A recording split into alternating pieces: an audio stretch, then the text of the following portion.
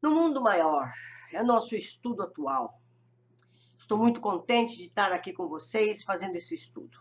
Vamos ver hoje, nós vamos ver o capítulo 12, Estranha Enfermidade. Acompanhando o abnegado irmão dos sofredores, penetrei confortável residência onde Calderaro me conduziu incontinente à presença de um nobre cavalheiro em repouso. Achamo-nos em elegante aposento, decorado em ouro velho. Magnífico tapete completava a graça ambiente, exibindo caprichosos arabescos em harmonia com os desenhos do teto. Estirado num divã, o enfermo que visitávamos engolfava-se em profunda meditação. Ao lado, humilde entidade de nossa esfera, como que nos aguardava. Aproximou-se, cumprimentou-nos gentil. Às fraternas interpelações do assistente, respondeu solícita. Fabrício vai melhorando. No entanto, continuam os fenômenos de angústia. Tem estado inquieto, aflito. O orientador lançou expressivo olhar ao doente e insistiu. Mantém ainda o autodomínio? Não se abandonou totalmente às impressões destrutivas? A interlocutora, revelando contentamento, informou. A divina misericórdia não tem faltado. O desequilíbrio integral, por enquanto, não erigiu seu império. Em nome de Jesus, nossa colaboração tem prevalecido. Calderaro, então, fraternalmente indagou, dirigindo-se a mim. Chegasse alguma vez a examinar casos declarados de esquizofrenia? Não adquirira conhecimentos especializados na matéria. Todavia, não ignorava constituir este morbo uma das mais inquietantes questões da psiquiatria moderna. Esse ramo ingrato da ciência, que estuda a patologia da alma, declarou o companheiro, compreendendo a minha incipiência e, há muito tempo, campo de batalha entre fisiologistas e psicologistas. Tal conflito é, em verdade, lamentável e bizantino, de vez que ambas as correntes possuem razões substanciais nos argumentos com que se digladiam. Somos, contudo, forçados a reconhecer que a psicologia ocupa a melhor posição por escalpelar o problema nas adjacências das causas profundas, ao passo que a fisiologia analisa os efeitos e procura remediá-los na superfície. Logo após, o assistente recomendou-me examinar a esfera mental do visitado. Auscultei-lhe o íntimo, ficando aterrado com as inquietudes que lhe povoavam o ser. O cérebro apresentava anomalias estranhas.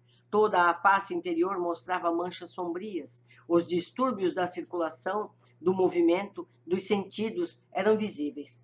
Calderaro apresentava-me Fabrício, classificando-o como esquizofrênico. Mas não estranharíamos ali, perante um caso de neurastenia cérebro-cardíaca? O instrutor ouviu-me pacientemente e observou. Diagnóstico exato, no aspecto em que o nosso amigo se apresenta hoje. A esquizofrenia, contudo, originando-se nas sutis perturbações do organismo perispirítico, traduz no vaso rico por surpreendente conjunto de moléstias variáveis e indeterminadas. No momento, temos aqui a doença de Krih-Haber. Espero ter falado certo. Krih-Haber, com todos os característicos especiais. Mostrando grave expressão no semblante, acrescentou. Repara, contudo, além dos efeitos mutáveis, analisa a mente e os domínios das sensações. Lancei mais profundamente a sonda de minha observação sobre os quadros interiores do enfermo e percebi-lhe imagens torturantes na tela da memória. Ensimesmado, Fabrício não se dava conta de que ocorria no plano externo. Braços imóveis, olhos parados, mantinha-se distante das sugestões ambientes. No íntimo, todavia, a zona mental semelhava-se à fornalha ardente. A imaginação superexcitada detinha-se ao ouvir o passado.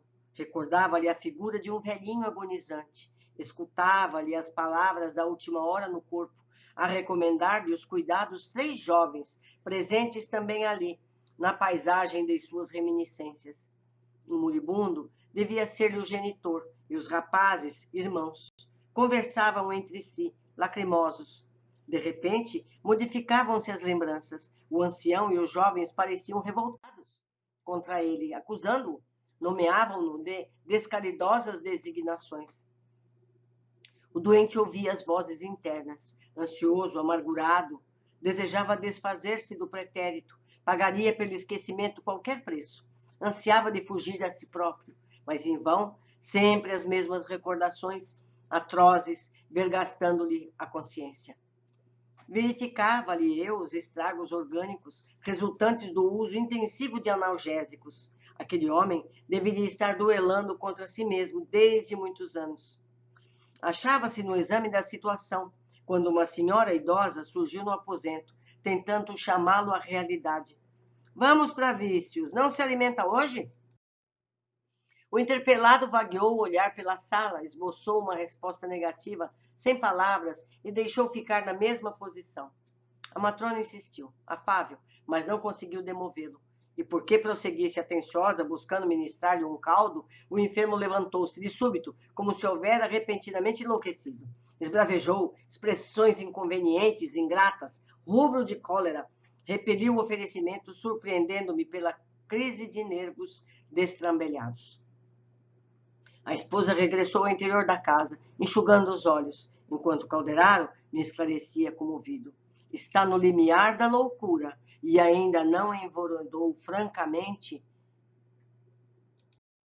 pelo terreno da orientação mental, graças à dedicação da velha parenta desencarnada que o assiste vigilante. Logo após, o assistente submeteu a operação magnética de reconforto, vigorando-lhe a resistência. Ante o neurastênico, mais calmo agora, narrou com serenidade. Nosso irmão enfermo teve a infelicidade de apropriar-se indebitamente de grande herança, depois de haver prometido ao genitor moribundo velar pelos irmãos mais novos. Na presença destes, ao se sentir, porém, senhor da situação, desamparou os manos e expulsou-os do lar, valendo-se de rábulas bem remunerados, desses que, sem escrúpulos, vivem de inquinar os textos legais. Por mais enérgicas e convincentes as reclamações arrazoadas, por mais comoventes os apelos à amizade fraterna, manteve-se ele em clamorosa surdez, arrojando os irmãos à penúria e a dificuldades de toda sorte. Depois deles, dois deles morreram num sanatório em catres de indigência, minados pela tuberculose que os surpreendeu em excessivas tarefas noturnas. O outro desencarnou em míseras condições de infortúnio, relegado ao abandono antes dos 30 anos, presa de profunda avitaminose, consequente da subalimentação a que fora compelido. Tudo isso, nosso desde todo amigo conseguiu fazer, escapando à justiça terrena. Entretanto, não pôde eliminar dos escaninhos da consciência os resquícios do mal praticado. Os remanescentes do crime são guardados em sua organização mental como carvões em paisagem denegrida, após incêndio devorador. A esses carvões convertem-se em brasas vivas, sempre que excitados pelo sopro das recordações. O mau filho e perverso irmão, enquanto senhor dos patrimônios de resistência que a virilidade do corpo lhe permitia, lograva fugir de si mesmo sem grandes dificuldades.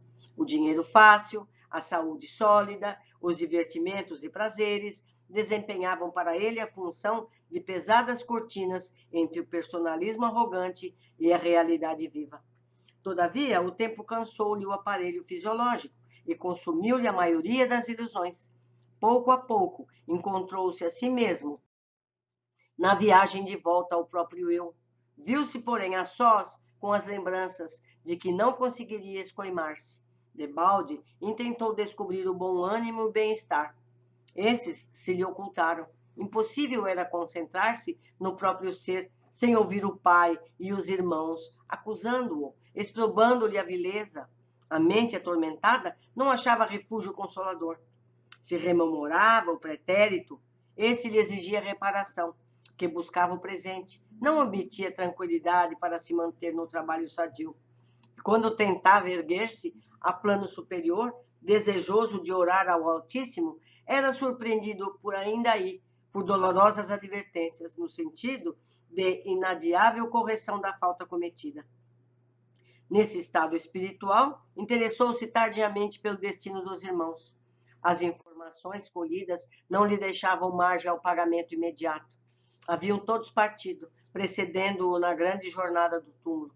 Desde então, verificando a impraticabilidade de rápida retificação do tortuoso destino, o infeliz fixou-se nas zonas mais baixas do ser. Perdeu as ambições nobres e os ideais sadios. Passou a ignorar os recursos da esperança. As vantagens materiais, ao invés de confortá-lo, infundiam-lhe agora pavoroso tédio e indizível desgosto. Engrasado à máquina das responsabilidades financeiras criadas por ele mesmo, sem o espírito de possuir para dar em nome do bem universal, não lhe foi possível esquivar-se das imposições da vida social. Na qualidade de homem de alto comércio, até que baqueou em supremo torpor, sentindo-se incriminado no tribunal da própria consciência. Começou a ver perseguidores em toda parte. Adquiriu assim fobias lamentáveis. Para ele, todos os pratos estão envenenados. Desconfia de quase todos os familiares e não tolera as antigas relações. Que triste, né? O excesso de recursos materiais fê-lo descrente da amizade sincera. Conferiu-lhe noções de privilégio que nunca mereceu. Acentuou-lhe a independência destrutiva. Extinguiu-se no coração a bendita luz do verbo servir. Como vemos, sua situação é absolutamente desfavorável ao necessário reerguimento. A condição a que se impôs pelos desejos menos nobres, que sempre nutriu, é de apatia e esterilidade.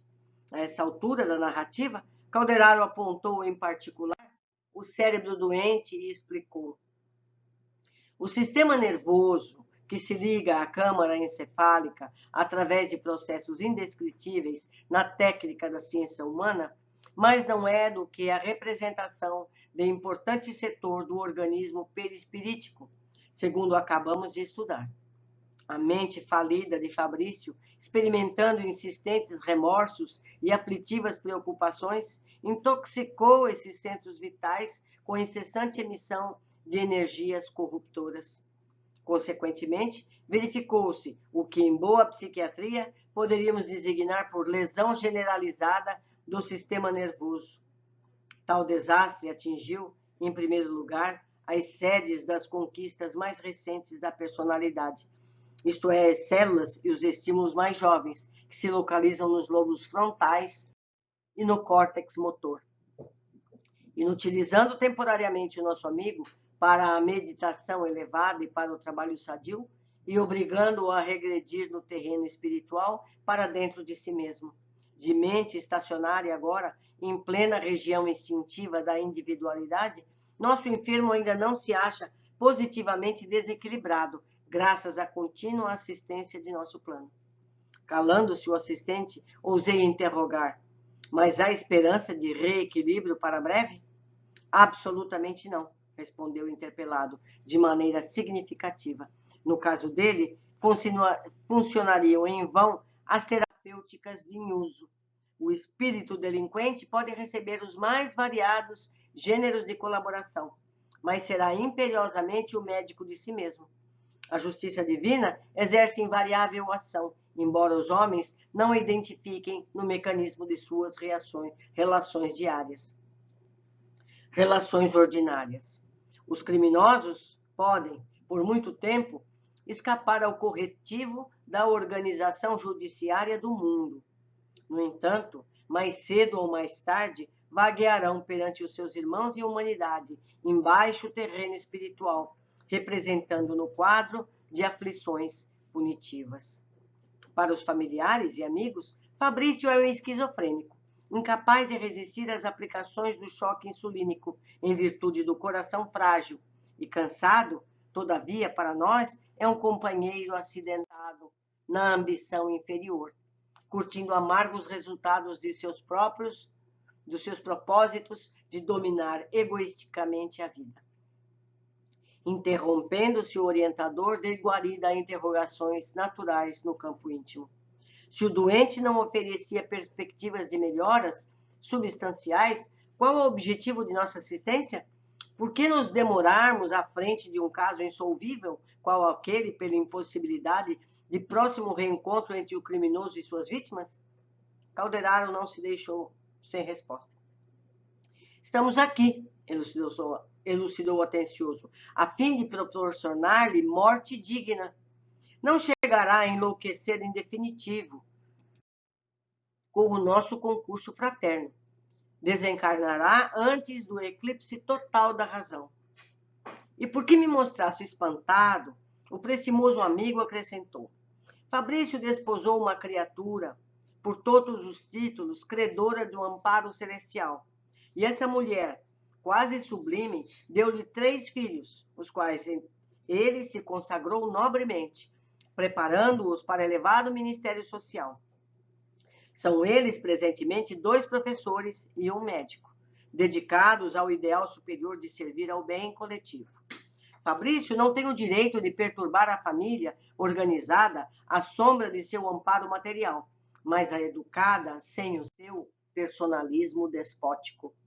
Pelo serviço que prestou à esposa e aos filhos, recebe do alto o socorro de agora, de maneira a transferir residência por imposição da morte, preparado para o futuro de reajustamento. As preces da companheira e dos filhos garantem-lhe uma boa morte próxima, para a qual vamos organizando as suas energias e habituando para e passo a família a permanecer em missão ativa no bem, sem a presença material dele. Silenciou o assistente, dispondo-se a fazer-lhe aplicações magnéticas no aparelho circulatório. Demorou-se minutos longos, administrando-lhe forças ao redor dos vasos mais importantes, e em seguida desenvolveu passes longitudinais, destinado à aquietação dos nervos.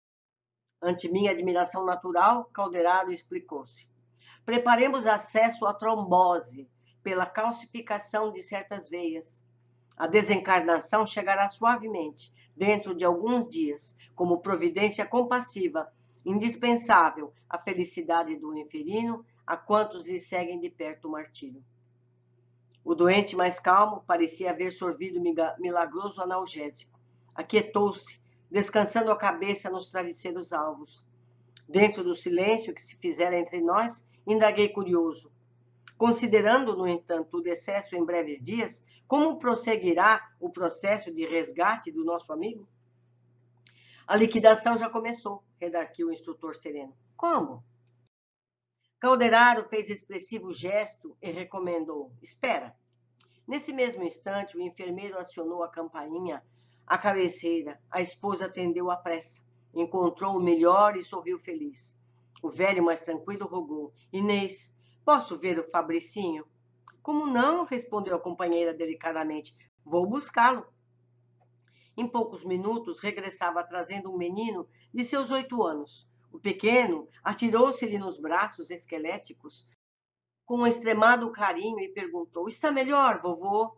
O doente contemplou-o enternecido, informando: Estou melhor, meu filhinho. Por que não veio de manhã? Vovó não deixou. Sim, é verdade, eu não me achava bem.